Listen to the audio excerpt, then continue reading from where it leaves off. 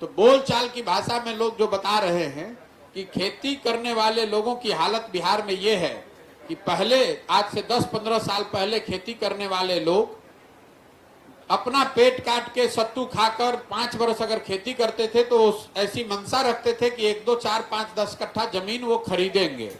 आज स्थिति ये है कि खेती करने वाले लोगों के घर में अगर कोई बिजनेस व्यापार करने वाला नहीं है, नौकरी करने वाला नहीं है, घर में बेटी की शादी लग जाए, कोई घर में बीमार पड़ जाए तो हर 5 वर्ष में आपको 1-2 कट्ठा जमीन बेचना है। कोई ऐसा प्रखंड नहीं है जहां 2, 4, 5 हजार एकड़ जमीन जल जमाव के चक्कर में बर्बाद न हुआ हो, जिसको यहाँ लोकल भाषा में आप चौवर कहते हैं। हजारों एकड़ जमीन या तो वहां एक फसल हो रहा है या एक फसल भी नहीं हो रहा है। तो जितनी बड़ी समस्या बाढ़ की है, करीब करीब उतनी ही बड़ी समस्या यहाँ पर जल जमाव की भी है। एक और आंकड़ा मैं आपको बताना चाहता हूं, सिंचाई के संबंध में बिहार देश का एकमात्र ऐसा राज्य है जहां पिछले 10 वर्षों में सिंचित भूमि की मात्रा कम हो गई है 11% से।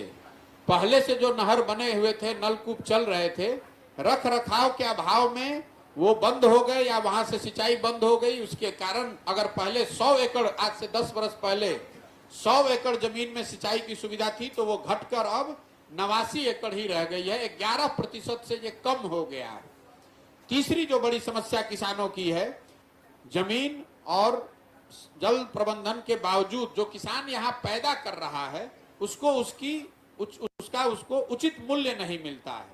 एक आर्थिक सर्वेक्षण के हिसाब से ये आंकड़ा भी याद रखिए, बिहार में जो किसान फसल पैदा करता है उसको अगर उसका उचित मूल्य मिल जाए तो हर वर्ष बिहार के किसानों को 20,000 करोड़ रुपया करीब करीब अलग से मिलने लगेगा। इसकी वजह यह है कि यहाँ पैक्स की व्यवस्था पूरी तरीके से खत्म है, कोऑपरेटिव है नहीं। नई व्यवस्था एफपीओ वाली जो कई राज्यों में, कर्नाटक जैसे राज्यों, महाराष्ट्र में एफपीओ की व्यवस्था हो गई, वो बिहार ने ट्राई नहीं किया। और प्राइवेट सेक्टर का जो कृषि आधारित उद्योग है वो है नहीं। इन 4 वजहों से यहाँ पर किसानों को उनके फसल का उचित दाम नहीं मिल रहा है।